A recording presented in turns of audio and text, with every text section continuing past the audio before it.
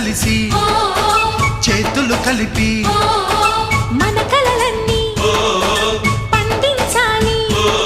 ఒక చోట పుట్టని కోడళ్ళు అయ్యారు అమ్మకే కూతుళ్ళు. త్వరలోని ముద్దుగా పుడతారు ఈ తాత పోలికల మనవళ్ళు. ఈ సంతోషాలు సరదాలే మా పండుగలు.